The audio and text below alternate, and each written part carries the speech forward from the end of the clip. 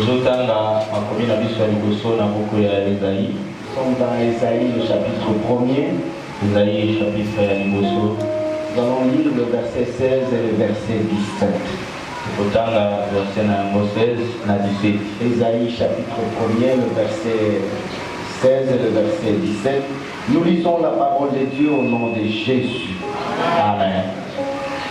Lavez-vous, purifiez-vous, ôtez de ma vue vos agissements mauvais. Cessez de faire du mal. Apprenez à faire du bien. Cherchez la justice. Redressez l'oppresseur. Rendez justice à l'orphelin et défendez la veuve. On acclame la parole de Dieu. Acclame très bien la parole de Dieu. On peut se rasseoir. Je bénis le Seigneur comme tu es là ce matin, ma soeur, mon frère. La parole est mais pour la seminario, na ici capable de commencer mon bali. Ça fait un bout de temps que je n'étais pas parmi vous. Salut-moi, Mikolo, Nazareth, qui n'a qu'à se n'abinoter. Mais le Seigneur a permis aujourd'hui que je revienne, que je sois au milieu de vous. Kasi Mikolo a pêché les sous-sons la Nazonga, Nazareth, qui n'a n'abinoter. Moi, c'est une grande joie de vous voir en santé. Pour Nanga, Esaïe, c'est comme on est, comment on a vu dans la santé Kitoko. Je bénis tous ceux qui sont venus pour la première fois dans notre église Shalom du Christ. Nazo pas pour la paix, bah, Onyoso, pour Nambala Bangwa, les Bosso, pour Sananabiso, la Shalom du Christ. C'est une église de la communauté charismatique Sacré-Cœur. Les amis Monko, il y a Lingo, il y a Mangomba, il y a Sananabiso, charismatique Sacré-Cœur. Que Dieu vous donne la paix au milieu de nous et que vous soyez en paix. Nzambe apesa biso nyonso kimia pe kozala na kimia. Alléluia. Amen. Alléluia. Amen. Bien-aimés dans le Seigneur, il est important quand l'homme de Dieu prêche la parole de Dieu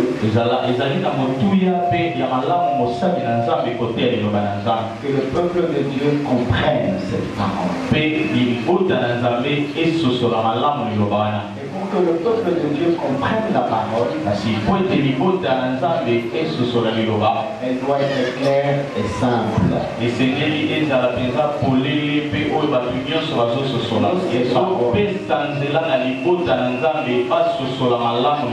Parce que celui qui ne comprend pas, le diable, il vient immédiatement pour voler. C'est ce qu'on nous a relaté même dans la parabole du semeur. Il sème, il y a le diable qui vient voler immédiatement. Et lorsqu'on arrive à comprendre, le diable ne saura pas te voler la parole que tu auras. Même quand il viendra, tu lui diras, il est aussi écrit. Il ne saura pas voler la parole. Mais si tu ne comprends pas, facilement tu vas te laisser aller. Alors celui qui comprend, c'est que c'est un arbre qui doit porter de fruits.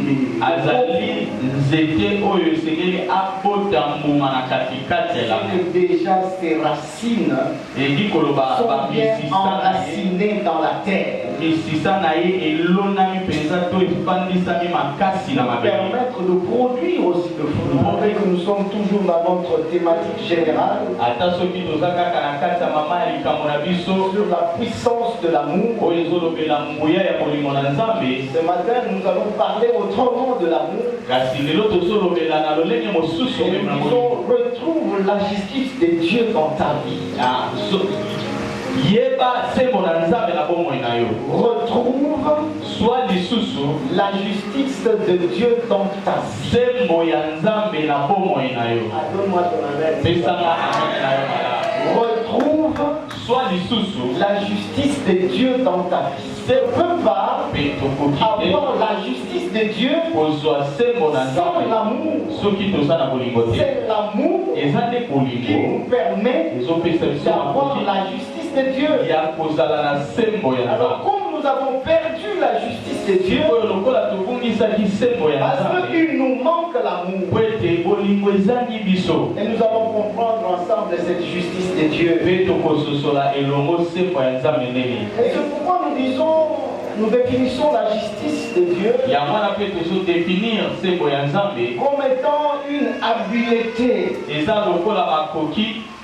Alléluia. Amen. Comme étant une habileté de se tenir droit devant Dieu.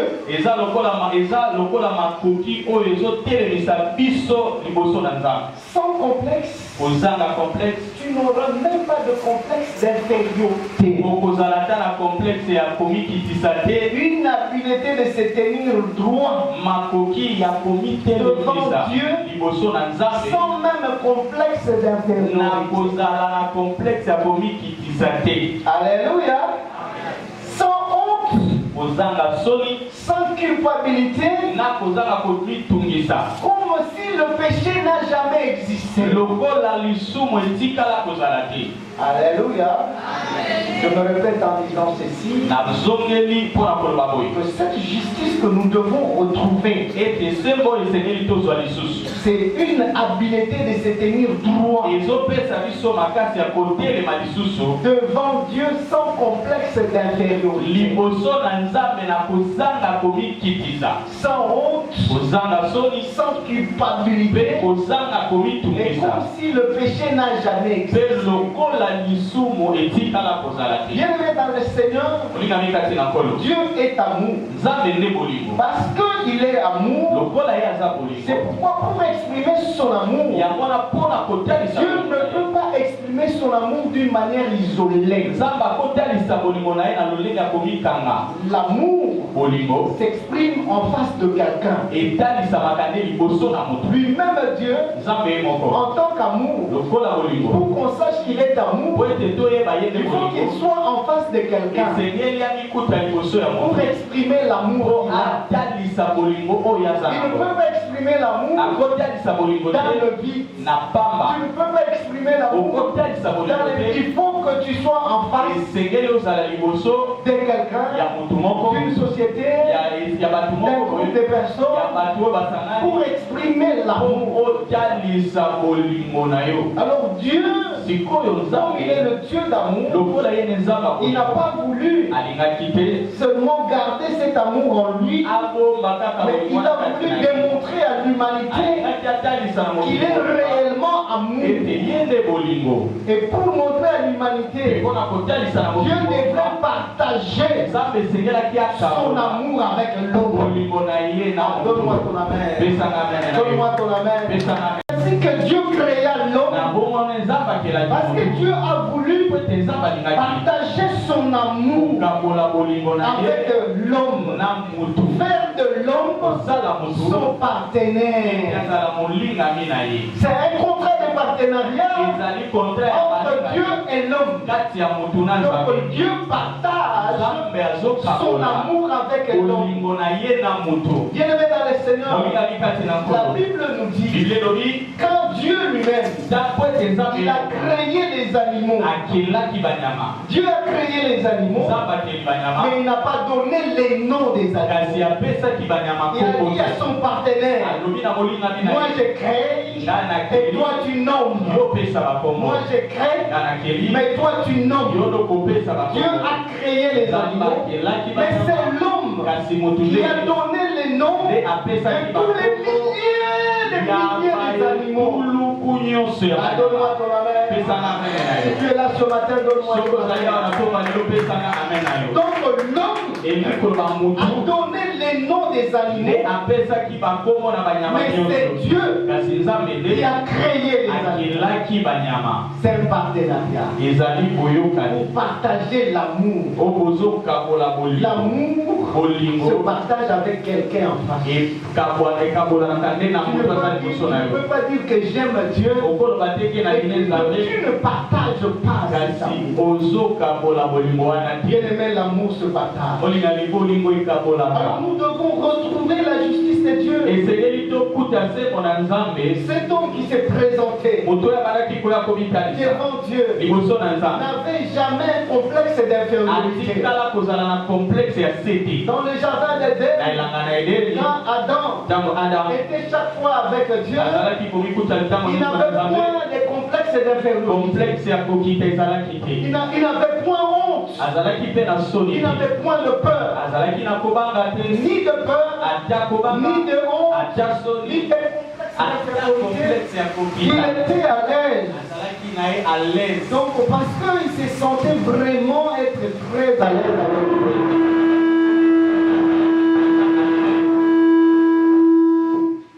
Alléluia.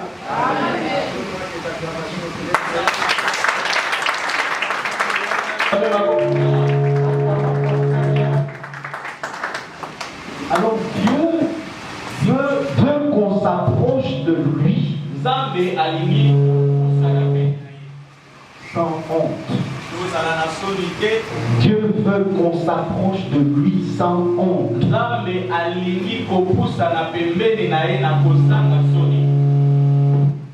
veut qu'on s'approche de lui sans culpabilité. Que l'homme ne se culpabilise pas. Lorsqu'il veut s'approcher de Dieu, il ne se culpabilise pas. Il s'imagine dans sa tête comme si il n'a point péché. On dirait que le péché n'existe pas pour lui.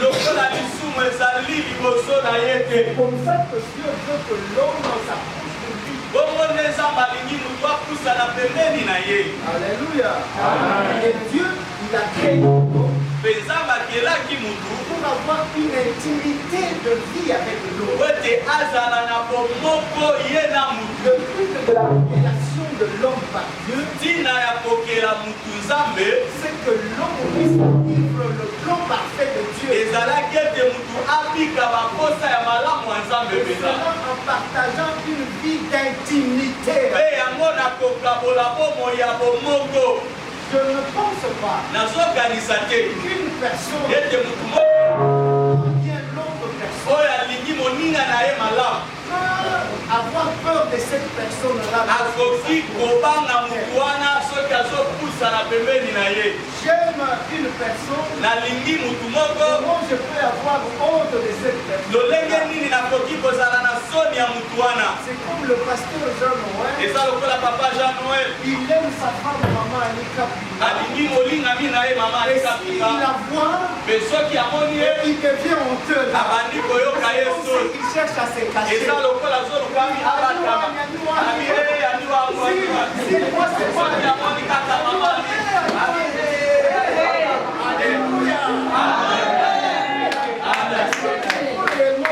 Est-ce que Noël aime sa femme? On ne peut pas aimer sa femme si déjà on est honteux vis-à-vis de la personne qu'on aime.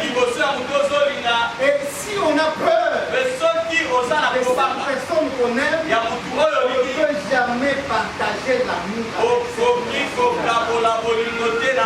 avec être dans une relation d'intimité. L'amour se partage sans peur, sans honte, sans culpabilité, sans même avoir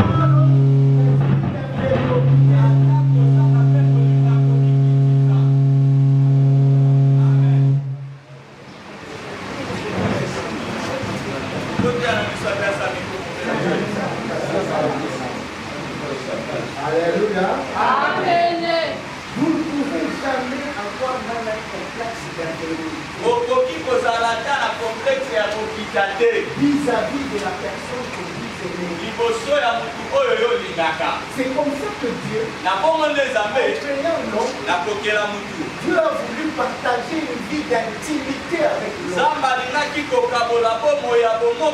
L'homme, lorsqu'il s'approche de Dieu, il ne puisse pas avoir peur.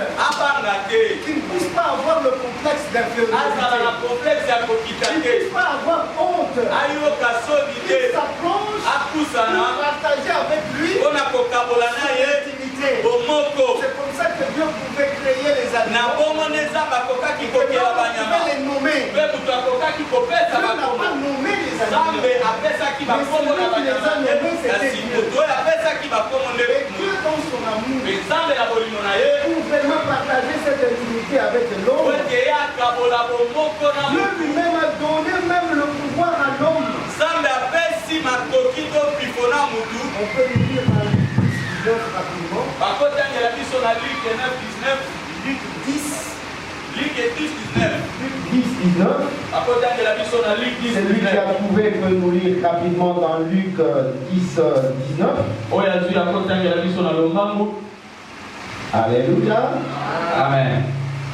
Luc 10, 19. Je vous ai donné le pouvoir de marcher sur les serpents et les scorpions. Je vous ai donné le pouvoir. Bien-aimés, nous avons perdu la justice de Dieu. Nous n'avons plus la puissance de marcher sur les serpents. Nous avons perdu cette justice de Dieu. Nous devons la retrouver. Ce serait une manière de retrouver l'autorité que Dieu nous avait donnée sur cette terre. Papa, vous pouvez continuer. Et sur toute la puissance de l'ennemi, et rien ne pourra vous nuire. Amen, amen, amen, amen.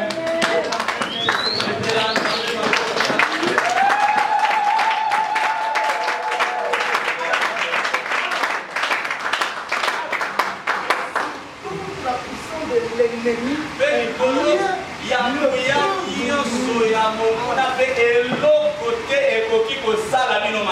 mais regardez comment nous subissons. Nous subissons la loi des ennemis. Alléluia. L'ennemi nous inflige des punitions. Nous vivons selon l'ordre de l'ennemi. L'ennemi nous contrôle. Nous avons perdu notre autorité. Notre autorité vient de Dieu. Mais l'homme a perdu son autorité. Donne-moi ton main très bien. Donne-moi encore ton main très bien. Et c'est ce qui fait que l'homme devient embarrassé. Lorsqu'il s'approche de Dieu, il se sent embarrassé parce qu'il a perdu la justice de Dieu. Alléluia. Il a perdu cette justice de Dieu. Et cela a amené la mort spirituelle de l'homme. Donne-moi ton amen. Cela a amené la mort spirituelle de l'homme. Bien-aimé dans le Seigneur, la mort spirituelle de l'homme, c'est l'éloignement de l'homme avec Dieu. L'homme s'éloigne de Dieu. L'homme n'arrive pas à se présenter dans la présence de Dieu. L'homme commence à fuir Dieu. L'homme qui devient honteux de Dieu. L'homme commence à se cacher. Alors que Dieu veut une vie d'amour avec l'homme. Mais cet homme-là n'est plus à mesure de partager la vie intime avec Dieu. L'homme commence à se cacher. Donc il s'éloigne de la présence de Dieu. C'est ça qu'on appelle la mort spirituelle de l'homme. Mais laisse-moi te dire ce matin, la mort spirituelle de l'homme ne signifie pas la séparation de Dieu avec l'homme. Malgré la mort spirituelle de l'homme, Dieu ne se sépare pas de l'homme. Alléluia. L'homme s'éloigne de la présence de Dieu, mais Dieu ne se sépare pas de Alors qu'Adam venait de pécher, lui-même s'est éloigné de la présence de Dieu. Mais Dieu ne s'était pas séparé de l'homme à cause du péché. Malgré le péché de l'homme, Dieu est descendu pour dire Adam, où es-tu? Acclame très bien le Seigneur. Le péché ne nous sépare pas de Dieu. Le péché nous éloigne de la présence de Dieu. Mais le péché ne peut pas nous séparer de Dieu. Caïn venait de tuer Abel, son frère. Et il avait du sang dans ses mains. Et Dieu lui a dit, il est venu. Caïn, où est ton frère? Qu'as-tu fait? Bien-aimé dans le Seigneur, le péché ne nous sépare pas de Dieu. Même dans le péché, Dieu nous cherche. Donc ce n'est pas le péché qui veut me séparer de Dieu. Moi je vais m'éloigner à cause du péché dans la présence de Dieu. Parce que je deviens honteux. Parce que je n'ai peur. Je vais me cacher. Mais Dieu, parce qu'il est amour, le péché ne nous sépare pas de ce Dieu d'amour. Mais laisse-moi te dire, ce n'est pas le mal de ta soeur qui va te séparer. Ne te sépare pas de ta soeur à cause du mal qui va commencer dans ta vie. Tu peux t'éloigner, mais tu ne te sépares pas de Dieu. Ah, j'aime très bien le Seigneur.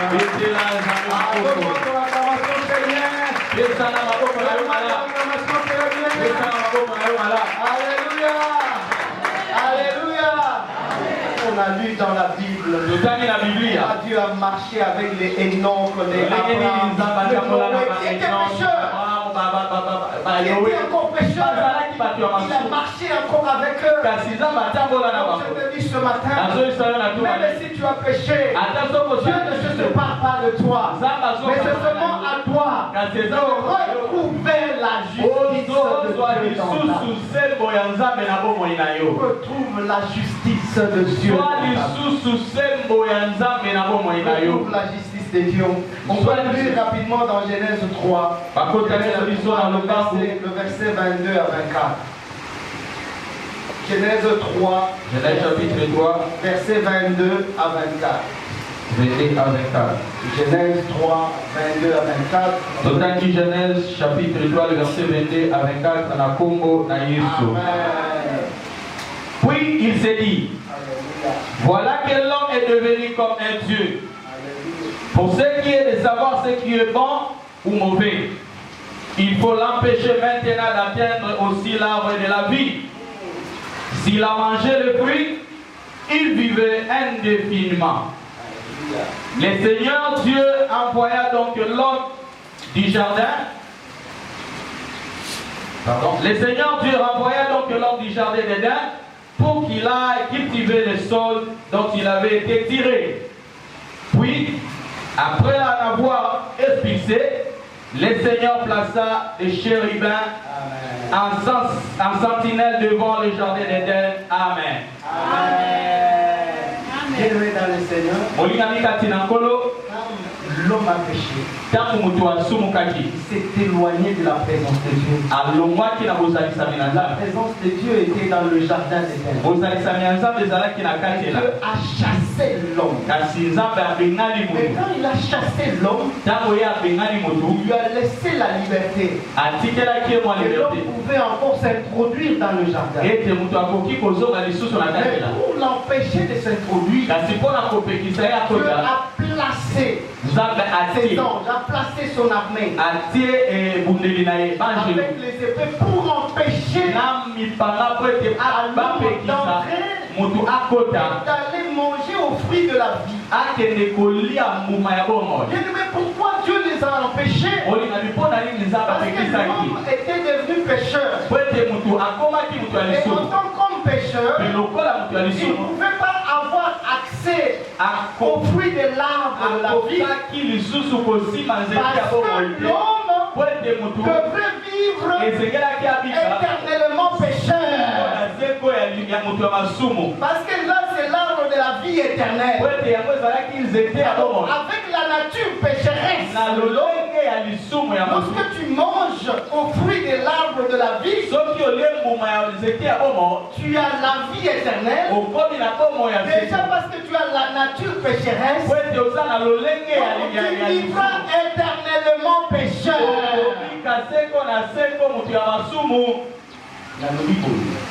Amen.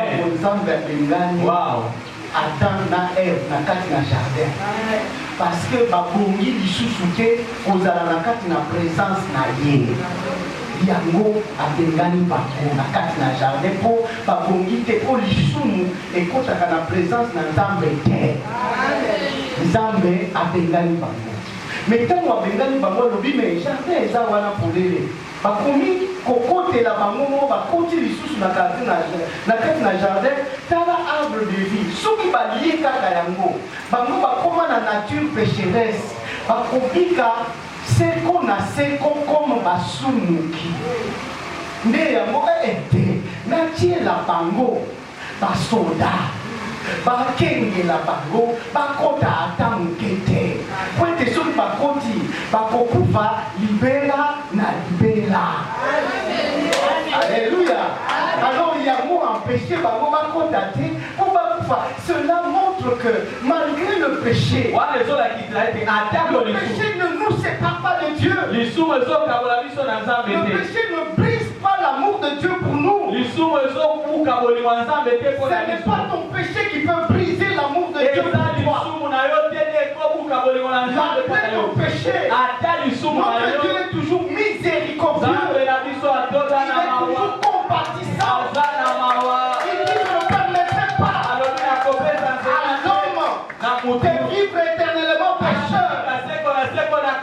C'est cela par rapport à ma compassion vis-à-vis de l'homme. Parce que notre Dieu est miséricordieux. Et Dieu a mis en place un plan de rédemption de l'homme. Pour que l'homme arrive à retrouver la justice de Dieu, Dieu a mis un plan de rédemption pour récupérer l'homme dans sa vie intime. Donne-moi ton amen. Donne-moi bien ton amen. Donne-moi bien ton amen. Et c'est ce que Dieu dit dans Genèse 3, le verset 15. Genèse 3, verset 15. Genèse chapitre 3, verset 15. Juste le verset 15. Ça s'appelle le plan de rédemption de Dieu. Pour que l'homme retrouve la justice de Dieu. Et qu'il récupère l'autorité de Dieu. On peut nous lire ça rapidement. Genèse chapitre 3, verset 15. Nous lisons au nom de Jésus. Amen. Je mettrai l'inimitié entre toi et la femme. Alléluia. Entre ta postérité et sa postérité. Celle-ci t'écrasera la tête. Alléluia. Et tu lui blessera les talons. Et quand la Bible nous parle d'écraser la tête, la Bible nous parle de Jésus qui va écraser la tête. Même s'il va recevoir des morsures, parce que les signes de morsure, c'est ça les signes de la croix. Ce sont là les morsures. Mais Dieu dit, il t'écrasera la tête. Quand il t'écrase la tête, tu seras fini. Même si toi aussi tu peux le mordre, mais lui écrasera ta tête. C'est le plan de rédemption. Parce que bien aimé dans le Seigneur, Dieu avait déjà donné son autorité à l'homme sur la terre. C'est l'homme qui avait déjà l'autorité de dominer sur la terre. C'était un cadeau. Un cadeau non emballé de Dieu. Que Dieu avait donné à l'homme. Bien-aimé, laisse-moi te dire. Je prends Pasteur Jean-Noël. Papa, Pasteur Jean-Noël. Pasteur Jean-Noël. Jean-Noël. Il est là. Alléluia. Il vient de m'offrir un bon cadeau. Ça peut être un téléphone. Il dit, papa, je t'ai acheté un téléphone à Dubaï. Il vient à l'église, il m'offre son téléphone. Et puis au sortir de l'église, il a vu que j'ai fait tomber le téléphone. Que lui m'a donné comme cadeau. Mais moi je n'ai pas vu le téléphone tomber. Quand il ramasse le téléphone, il va le remettre dans ses poches. Alléluia. Qu'est-ce qu'il va faire? Il va prendre le téléphone pour me retourner. Il a déjà offert. Dieu nous a déjà donné l'autorité. Dieu ne pouvait pas, à cause du péché de l'homme, récupérer l'autorité. Il a donné à l'homme. Est-ce qu'il y a quelqu'un qui entend ce message? Est-ce qu'il y a quelqu'un qui entend ce message?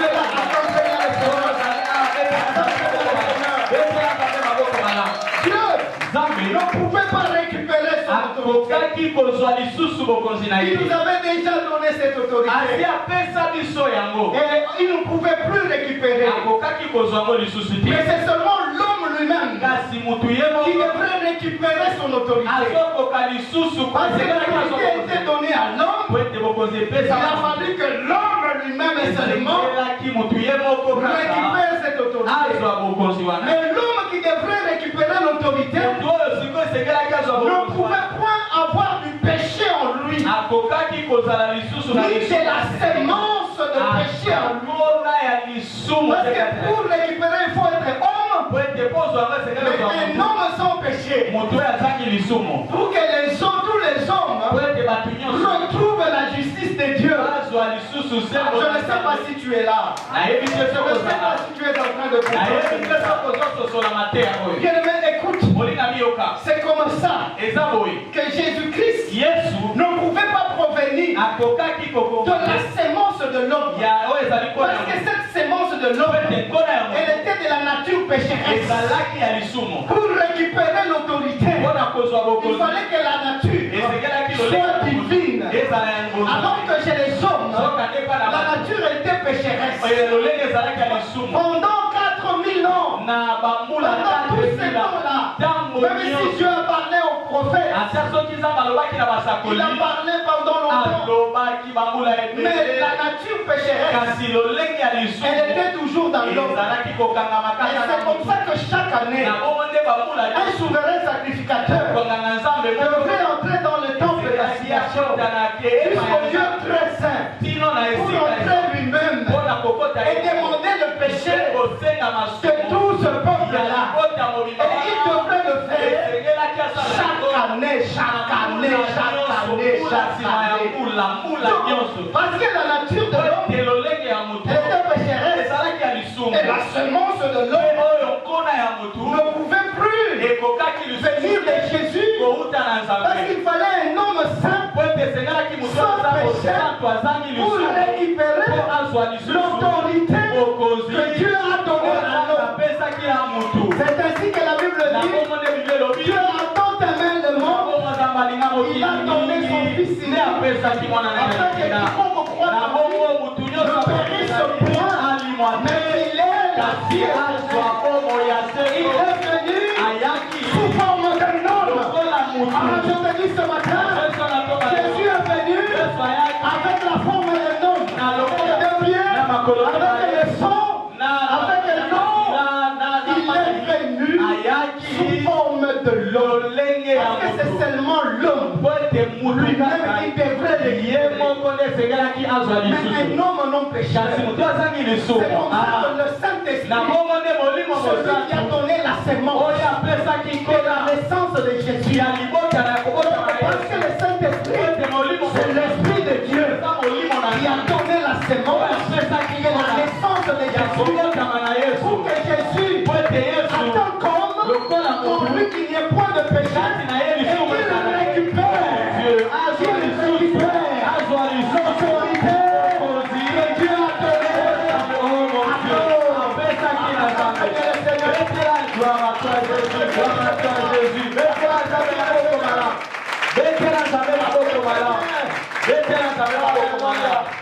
Alléluia. Voici le plan de la rédemption.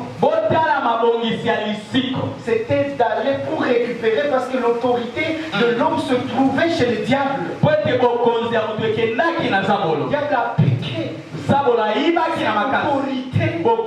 que l'homme avait sur lui. Alors que l'homme doit dominer toute puissance de l'ennemi sans que rien ne l'inquiète. Mais le diable a piqué l'autorité de l'homme. Il fallait que l'homme récupère cette autorité. Le diable ne pouvait pas se laisser faire. Que l'homme le domine. Parce que le fait de récupérer, c'est que l'homme devient dominateur sur le diable. C'est comme ça que le diable ne pouvait pas se laisser faire.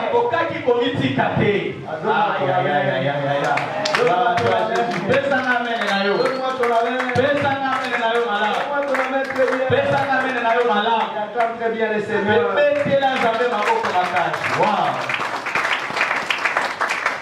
Adam dit, quand Dieu lui dit où es-tu, il ne lui pose pas beaucoup de questions. La femme que tu m'as donnée, l'homme devient l'accusateur. Alors qu'auparavant, il n'a jamais été accusateur. Si vous lisez dans l'Apocalypse, vous ai parlé de beaucoup de lectures. Dans l'Apocalypse, la Bible dit que c'est le diable qui est l'accusateur. Alléluia. C'est que l'homme avait déjà les caractéristiques du diable. Quand l'homme accuse, il a les caractéristiques du diable. L'homme est devenu accusateur. Bien-aimé, retrouvons la justice de Dieu. Regarde ta vie. Tu es devenu un grand accusateur. Parce que tu veux que les gens t'apprécient toi. Et c'est toi qui sais bien faire les choses. C'est toi qui as une bonne logique. Et c'est toi qui as l'amour de Dieu. Je te dis ce matin, au nom du Dieu de la Bible, que l'accusation, celui qui accuse, il a le caractère diabolique. Donc si tu commences à accuser les gens, tu as la sémence, le venin du diable en toi. Les chrétiens ne doivent pas commencer à s'accuser. L'église aujourd'hui a perdu sa place dans la société. Parce que c'est dans l'église qu'on trouve les hommes de Dieu qui s'accusent mutuellement. La sémence du diable, c'est elle qui se manifeste dans tous ces hommes de Dieu qui s'accusent. Que Dieu nous pardonne. Que Dieu nous pardonne. Que Dieu nous pardonne. Le chrétien qui se met à accuser les autres, ils ont la sémence du diable. Parce que c'est le diable qui est l'accusateur. Alléluia. C'est le diable qui est l'accusateur. Quand on connaît celui en qui on a cru, on ne peut jamais avoir les caractéristiques du diable, mais plutôt les caractéristiques du Christ. Alléluia. Nous avons besoin d'avoir les caractéristiques du Christ. Et c'est ce qui nous intéresse. Parce que lorsqu'on a les caractéristiques du Christ, là on peut bien se comporter comme enfant de Dieu. Voici les caractéristiques de ceux qui sont en Christ. Nous pouvons lire rapidement dans 2 Corinthiens chapitre 5. 2 Corinthiens chapitre 5. Alléluia. Amen. Le verset 20 et 21. 2 Corinthiens 5. 2 Corinthiens chapitre 5. Si, le verset 20 et 21. Si on peut nous lire. Nous sommes donc des ambassadeurs envoyés par Christ. Nous sommes donc des ambassadeurs envoyés par Christ. Voici notre caractéristique. Nous sommes des ambassadeurs envoyés par Christ. C'est que nous avons notre ambassade. Notre ambassade, c'est Christ. C'est Jésus-Christ qui est notre ambassade. Et alors nous sommes des ambassadeurs du Christ parce que nous venons de l'ambassade. Cette ambassade-là qu'on appelle Christ. Alléluia. Amen. On peut continuer, mon frère. Et c'est comme si Dieu lui-même vous adressait un appel par nous. C'est-à-dire, si nous voulons exhorter, si nous voulons parler, c'est comme Jésus lui-même qui est en train de parler à nous. Alléluia. Jésus n'accuse pas. Même quand Pierre avait brisé l'oreille, il a dit non, qui tue par l'épée. Ce sont eux qui veulent, non. Nous devons parler comme si c'est Christ qui parlait à nous. Parce qu'en tant qu'ambassadeur, nous devons reproduire là où on nous a envoyés les consignes que nous avons reçues de notre ambassade. Alléluia. Notre pays nous a donné des consignes. C'est pourquoi nous sommes des pèlerins. Parce que nous venons chez nous avec des consignes. Mais nous devons faire exécuter les consignes du pays qui nous a envoyés. Voilà les caractéristiques. Même quand nous exhortons, on sent réellement celui-ci parle comme Christ. Vous réconcilier avec Dieu. L'Église était sans péché, mais Dieu l'a chargé de notre péché, afin que par lui, nous n'ayons pas à l'œuvre salutaire de Dieu. Alléluia. Ce qui est important, bien aimé dans le Seigneur, c'est de se réconcilier avec Christ. Celui qui se réconcilie avec Christ, il retrouve la justice de Dieu. Actuellement, pour retrouver la justice de Dieu, nous pouvons retrouver ça que dans un homme.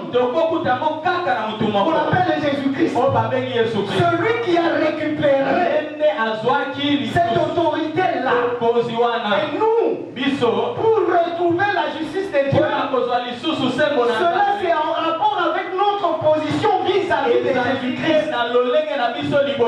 Quelle est ta position vis-à-vis de Jésus? C'est ta position vis-à-vis de Jésus qui va déterminer comment tu vas retrouver la justice de Dieu dans ta vie. Parce que Dieu, étant amour, il a empêché que l'homme subisse cette mort éternelle. L'homme ne devrait pas subir la mort éternelle. C'est comme ça qu'il a mis sur pied un plan de rédemption pour que l'homme récupère sa justice. Et quand tu récupères la justice de Dieu, tu vas t'avancer devant Dieu comme s'il n'y a point de péché en toi. Parce que Dieu est ton ami, il partage son amour avec toi. Et quand tu entres dans sa présence, il n'y a même pas un complexe d'infériorité. Tu dois être à l'aise comme si tu parles avec un ami. Et c'est comme ça que lui-même nous appelait des amis. Tu lui dis, mais moi je fais ceci. Est-ce que ici on peut le placer? C'est comme ça que Dieu veut partager sa vie intime avec l'homme. C'est l'homme qui a perdu cela. Il doit récupérer cela en Jésus-Christ. Parce que c'est Jésus qui a récupéré l'autorité que Dieu avait donnée à l'homme.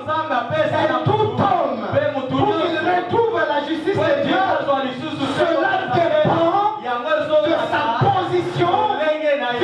vie de Jésus. Donne-moi tes acclamations. Donne-moi tes acclamations très bien. Acclame encore très bien. Alléluia. Amen. Et alors cela ne peut se passer qu'à travers la naissance nouvelle.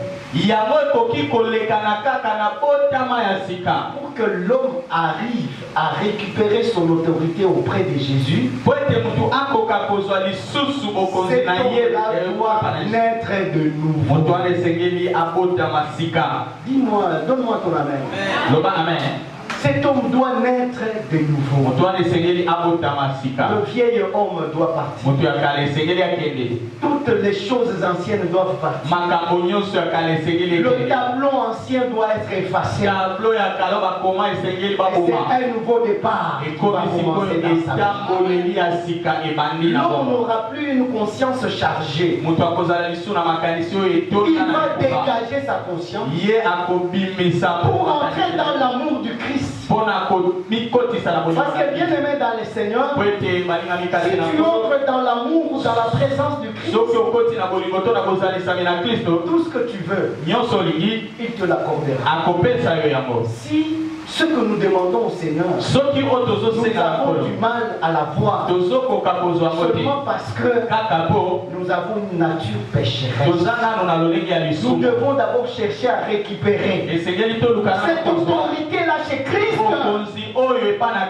C'est pourquoi il n'y a pas de pouvoir sans Christ. Nous tirons notre puissance en Jésus-Christ. C'est en lui que nous tirons la puissance. C'est en lui que nous devons dominer encore le diable. C'est en lui que nous devons récupérer notre pouvoir. Adam n'avait pas le temps d'exercer son autorité selon ce que Dieu a dit. Parce qu'il n'avait pas le temps d'exercer. Dieu n'avait pas dit. Comme il n'avait pas exercé, je récupère mon pouvoir. Jean-Noël ne peut pas dire, comme je n'ai pas encore utilisé son téléphone, tu m'as offert qu'il récupère. Parce que je ne l'avais pas utilisé. Alléluia. Donc Dieu, même si Adam n'avait pas exercé cette autorité que Dieu lui avait donnée, Dieu n'avait pas récupéré ça. Même s'il n'avait pas exercé, mais Dieu a tout fait que l'homme retrouve ce que Dieu lui avait donné auparavant. Et dès lors que tu retrouves, bien dans les Seigneurs, tu ne pourras plus t'inquiéter de rien. Toute puissance de l'ennemi, tu seras au-dessus. Ça sera ton marche-pied. Ça sera ton marche-pied. Les ennemis, c'est bon tes marche-pieds. Ils vont te permettre à monter. Et toi, tu monteras. C'est pourquoi il est écrit, mon serviteur montera. Il montera. Il montera. Je le déclare. Et toi, tu monteras. Parce que tes ennemis, tes virons tes marche-pieds. Ceux qui parlent en mal de toi, tes virons tes marche-pieds. Ceux qui se sont collés, tes virons tes marche-pieds. Pour te permettre de monter. Toi, tu monteras. Ce que tu attends, tu l'auras. Parce que la puissance, tu vas la récupérer. C'est dit Shalom du Christ. Ce matin, tu vas retrouver ton autorité. Tu vas retrouver ton autorité. Juste un accord arrivera mon temps. Ce matin, je te dis, une seule chose. Récupère ta justice. Récupère ta justice. C'est pour c'est Jésus. Tu vas récupérer ta justice. Pour que tu t'approches. Cette fois-ci, de Dieu, comme un frère, comme un ami. Que tu ne te caches pas. Que tu ne prends honte. Que tu ne prends peur. Le temps est arrivé, je t'annonce. À partir de maintenant, l'heure de la distinction a sonné dans Shalom du Christ. L'heure de la distinction a sonné dans Shalom du Christ. Vous verrez comment Dieu va appeler à l'existence les choses qui n'existent pas. Même si la vie est heureuse,